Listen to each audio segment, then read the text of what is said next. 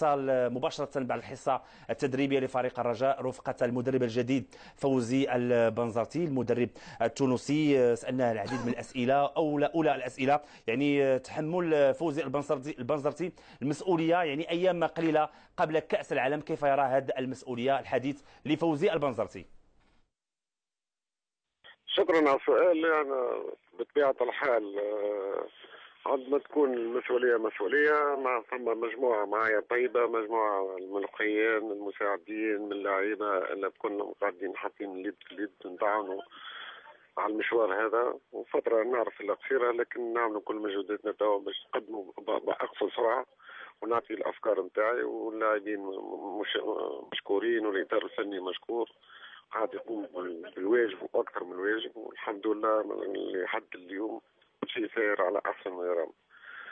وان شاء الله ننجحوا في الخطه اللي باش نطبقوها يوم الاربعاء بقدره الله بالتعاون مع الجميع وتفاهم اللاعبين. كله سير على احسن ما يرام والوضعيه طيبه ان شاء الله. يعني محمود اكيد قبل ما نرجعوا يعني باقي يعني يمكن بعد التساؤلات ديال الجمهور المغربي وجماهير ديال الرجاء، يعني فوزي البنزرتي كيجي في ظرفيه لانه يعني ايام قليله المونديال، اقاله محمد فاخر اللي هو اللي فاز بالبطوله، وبالتالي كانت تساؤلات كبيره علاش ما تمش الاحتفاظ بمحمد حتى لو كانت هناك نيه في اقاله المدرب انتظار ما بعد المونديال. كل هذه اشياء ولكن نتمنوا على الان لانه هذا هو الان هذا هو المصير ديال اللي كنتابعوه، نتمنوا التوفيق لبنزرتي. اكيد كنا كنتمناو. المثل الشعبي كيقول اعطيني حظك ورميني في البحر، فاكيد ان بنزرتي محظوظ لان اي مدرب في العالم غيتمنى يشارك، وهي امتعاض كبير لكل المغاربه بصراحه، لان محمد فخر كنا كنتمناو انه يكون مدرب وعلى الاقل، لان البنزرتي لن يكون مسؤولا عن النتائج لان غيكون مبرر لان يلاه كياخذ الفريق، ولو ان البنزرتي من المدربين الكبار وانا جاورته وعرفته من المدربين اللي بكل صراحه عندهم تاريخ وعندهم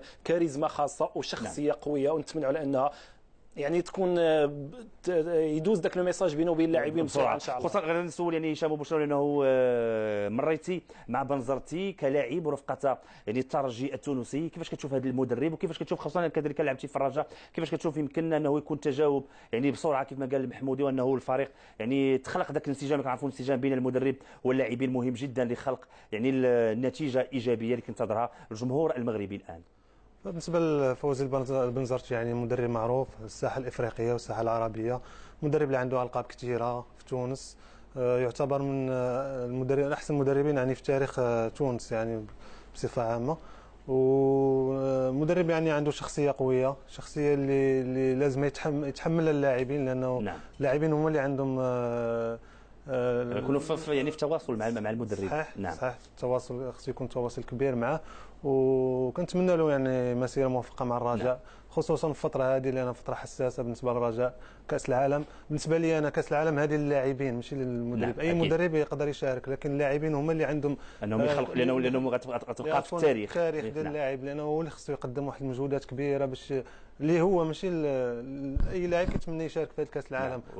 كما قال المثل محمودي، فغندير المثل الاول علاش تعول، لانه يعني هشام ابو شروان كان عندنا كذلك سؤال اخر، لانه المباراه الاولى غادي تكون امام فريق اوكلاند سيتي النيوزيلندي. حول هذا المباراه وحول كذلك تحضيرات نستمع ل يعني الحديث ديال فوزي البنزرتي بهذا الخصوص. حاجه نشكر اللاعبين لانهم ثم تجاوب كبير، ثم حرص كبير على العمل بكل جديه، على التفاهم مع كل كبيره وصغيره اللي نحبوا نعملوه نحبوا نوصلوا لها في اقرب وقت ممكن.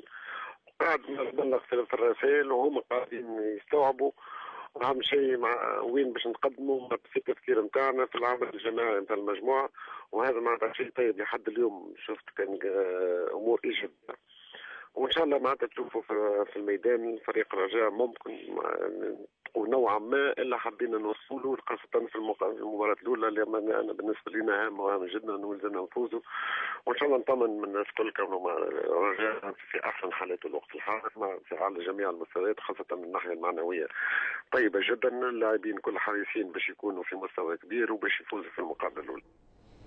نعم يعني هشام، يعني يمكن انت من اللاعبين القلائل اللي لعبتي في دوري ابطال اسيا ودوري ابطال افريقيا ودوري ابطال اوروبا على مستوى الاحتراف ديالك. واش كيبان لك بانه العقليه الان ديال اللاعب المغربي وديال فريق الرجاء انه خصوصا انه عنده تجربه غادي نرجعوا لها بالنسبه لكاس العالم اللي كانت اولى، يعني المشاركه افريقيه بالنسبه ديال الرجاء على مستوى كاس العالم، انه بامكانه انه يدخل في اجواء ديال كاس العالم؟ فعلا، لانه الامور كل شيء متاح للرجاء السنه هذه، لانه الكاس منظمه في المغرب، لاعبين ضد فريق يعني ما نقولوش مغمور، ولكن ما عندوش تاريخ في الكره بالنسبه للفريق اوكلاند ديال نيوزيلندا. الامور متاحه للاعبين باش يدخلوا التاريخ من اوسع الابواب ديالو، لانه اول مره فريق مغربي انه يتاهل الدور الثاني في كاس العالم للانديه، الامور كلها يعني بيد اللاعبين ديال الرجاء. ولكن هشام ما نساوش على ان تاع فريق الرجاء يجتاز مرحله صعبه، لان كاين هناك انا قلت احسن فرصه. حتى اوكلاند سيتي راه ما سهلش هذا الفريق، راه اذا مشاو اللاعبين على اساس ان غير اوكلاند سيتي هذه غيفاجئ في لا. نتكلم عن اوكلاند يعني مقارنه مع الفرق اللي مشاركه في الكاس، صحيح. يعني فريق يعني مغمور. واحسن فرصه للاعبين الرجاء في الكاس هذه هي الفوز باللقاء الاول وتغطي نوعا ما المشاكل اللي كاينه باش يدخلوا في مرحله جديده، لان الرجاء لا يمثل نفسه في هذا التظاهر. يعني اكيد بعد يعني الاقاله ديال المدرب وكنعرفوا يعني الانعكاسات ديالها، سالنا فوزي البنزرتي حول الحاله ديال اللاعبين وكذلك كيفاش شاف المجموعه خصوصا بعد الالتحاق ديالو لفريق الرجاء البيضاوي. حظ كبير باش يكونوا هما المتواجدين هذا في مونديال كيما هكا في كاس العالم للانديه، وعلى حسب رايي جاهزين فريق. على كل ما يكون الفريق باش نقابلوه الرجاء سوف يقدم وجهه، نتصور حسب الاشارات الاولى وجهه الحقيقي، وباش يفرض تقريبا اسلوبه على الفريق المنافس،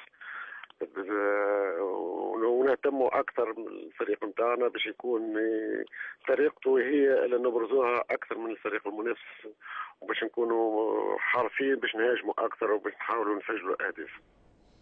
اكيد بانه هذا راي كان ديال فوزي البنزرتي. يعني هشام قبل ما نرجع لك يعني في كلمه، فهو كان يعني كيعرفك مزيان لانه يعني اشتغلتي معاه، فكانت تحيه ديال فوزي البنزرتي غنستمعوا لها لهشام ابو شروان. والله نشكره برشا شو نقول لك ثاني اهلا وسهلا بالجميع. يعني اكيد بانه لانه حتى في النقاش كنت معاه، لانه يعني كان هناك تنويه كذلك بالاخلاق ديالك. يعني هشام ابو شروان، مباراه اولى في كاس العالم التي ستنطلق يوم الاربعاء المقبل، كيفاش كتشوف يعني فريق الرجاء البيضاوي وكذلك كما ذكرنا يعني انه يمكن الان الشعب المغربي كامل وراء فريق الرجاء لتحقيق نتيجه ايجابيه في كاس العالم التي تنظم في الارض ديالنا؟ بالفعل هذه مباراه افتتاحيه ومباراه نهائيه بالنسبه للرجاء، لانه هي اللي غتخليك باش تلعب مباراه اخرى إلا قدر الله ونهزم الفريق. يعني كاس العالم للانديه انتهت بالنسبه للرجاء، لكن كاين حظوظ كبيره ان شاء الله للرجاء باش تفوز في هذه المباراه ان شاء الله وتاهل الدور الثاني وتفرح الشعب المغربي كله، خصوصا جمهور فريق الرجاء البيضاوي اللي بكل تاكيد انه غيكون سند كبير للفريق ان شاء الله في اكادير. اكيد انه فريق الرجاء البيضاوي يمكن اللاعبين كيكونوا بعض النتائج اللي كانت سلبيه في البطوله، وكنعتقد انه التفكير كيكون من خلال حتى الاصداء اللي كتوصلنا من خلال التدريب ديال الرجاء، هناك الطموح اللي الظهور بصوره جيده خصوصا كاس العالم اللي اكيد انه غادي يتابعها يعني الملايين ديال المتابعين. هو الرجاء لا يمثل نفسه في هذه التظاهره، وخصوصا على ان الكره المغربيه تجتاز محنه كبيره، نتائج سلبيه، فالرجاء على الاقل يعطي واحد الشماعه ويعطي واحد النور لانفراج الازمه. وكلمه قالها هشام مهم ابو شروان، هي هذا الكاس ليست كاس اللاعب المدرب وانما كاس اللاعبين، لان اللاعب هو اللي غادي يتحمل المسؤوليه بكل صراحه. وظهر لي ان حتى الاسهم تاع اللاعب المغربي واللاعب المحلي غادي تبان وتكون في المحك، لذلك فعلى الاقل هناك حوافز ماديه، هناك امور كثيره الناس كيتفرجوا اكيد. نعم، لذلك فاتمنى على اللاعبين يكونوا في افضل حالاتهم حتى ان بامكانياتهم وتكون هناك ذاك التجانس ما بين المدرب الجديد واللاعبين. كاينه مجموعه اعتقد يعني الرجاء عنده مجموعه انه يحقق نتائج ايجابيه، كاين مجموعه قادره يعني تفوز في المباراه هذه. لا سيما في المباريات الاخيره شفنا يعني ما كانش محظوظ فريق الرجاء البيضاوي لا في النهائي ولا كذلك بعد النهائي، اللي كنتمنى يعني في نقطه مهمه فوزي بنزرتي، انت اللي كنتي يعني قريب ليه، عنده حس هجومي حس دفاعي كيفاش كيبغي يعني يلعب؟ يعني كيشوف المباراه يعني الخصم اللي لاعب معاه وكيحلل الخصم اللي لاعب معاه، والمعطيات على الخصم هي اللي كتخلي المدرب بنزرتي كيفاش كيتعامل مع الخصم وكيفاش غادي يلعب المباراه ديالو، كيفاش غيوجه اللاعبين، الخطه اللي غادي يدخل بها.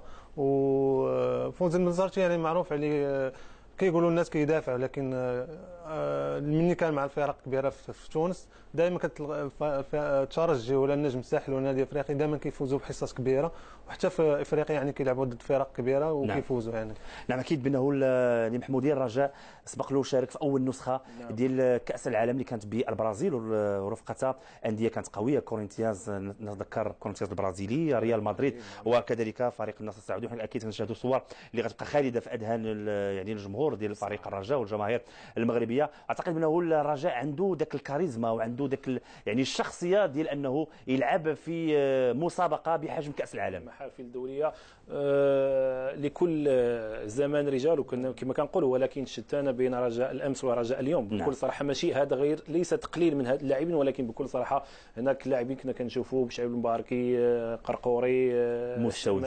مستودع، لاعبين كبار بكل صراحه اللي ابهرونا بالمستوى اللي حتى ما كان كيراهن عليهم. كنشوفوا الطريقه وكنشوفوا القراءه المسبقه اللي ديك لونتيسيباسيون دي جو، يعني القراءه المسبقه ديال المستودع كيسجل هدف مع ريال مدريد وما ادراك ما. نتمناو على الاقل ان هاد اللاعبين كما قال هشام انهم يجتازوا المباراه الاولى، ومن ثم تبان لك امور اخرى، لان مدرب عنده صرامه تكتيكيه ممتازه. الا ربحتي ليه المباراه الاولى ممكن انه يعرف كيفاش يسير المباريات الاخرى. نعم اكيد بانه يعني الرجاء امام في اخر مواجهه عن الدوره ال11 واللي غنشاهدوا منها الصور كان هزيمه امام فريق حسنيه اكادير بهدف لا شيء. الهدف اللي كان ديال جمال العبيدي، والمباراه اللي عرفت طرد لاعب صيدو برازيل لاعب البنيني. واش ما يمكنش تاثر لانه اخر مواجهه يعني قبل الدخول في كاس العالم، انه على الاقل اللاعبين انه يبداو يشكوا في القدرات ديالهم قبل المشاركه في كاس العالم؟ ما نظنش انها تكون عندها تاثير يعني كبير على المباراه اللي جايه في كاس العالم، لان البطوله خاص اللاعبين يعني التفكير ديالهم يكون يعني منصب على كاس العالم الانديه، ماشي البطوله. ينساو البطوله دابا لانهم كيشرفوا المغرب وغادي يشاركوا في كاس العالم الانديه، ماشي في بطوله وطنيه. يفكروا مباراه ديال كاس العالم ونساو البطوله، ومن بعد ما يسالي كاس العالم. هنا كتبان الاحترافيه انه تفرق بين مسابقه واخرى. ولكن اذا سمحتي لي، هو اول حاجه خص البنزرتي يشتغل عليها هو الكم الهائل من الفرص اللي كتضيع. حتى شفنا راه كم هائل كثير من الفرص كتضيع، فنتمنوا على انه يتغلب عليها، ولو ان ماشي بالسهل على انه يتغلب عليها، ولكن نتمنوا على ان اللاعبين هما يتحملوا المسؤوليه. اكيد. وسيفتقد فريق الرجاء البيضاوي جهود مهاجمه الشاب ياسين الوكيلي خلال مونديال الانديه الذي سيقام بالمغرب في الفتره الممتده ما بين 11 و21. طبيب الفريق الرجاء ذكر ان اللاعب وكيلي اصيب بكسر في احد اصابع رجليه خلال حصه تدريبيه خاضها يعني مع زملائه بالمعسكر الذي يقام حاليا بمدينه اكادير، وبالتالي سيحرم من المشاركه في كاس العالم للانديه، وبالتالي غياب هذا اللاعب. ولو كنا بغينا هاد اللاعبين الشباب يكونوا في هذا يعني الاستحقاق للاسف. ولاعب عنده امكانيات كبيره بكل صراحه وقادم بقوه، ولكن هذه هي سنه الحياه. البنزرتي كان عنده الحظ الوكيلي ما كانش. اكيد نتمنوا ليه يعني الشفاء العاجل. نتحدثوا على اكيد هناك مشاركه كذلك ديال الاهلي المصري صاحب الرقم القياسي من خلال المشاركات بطوله العالم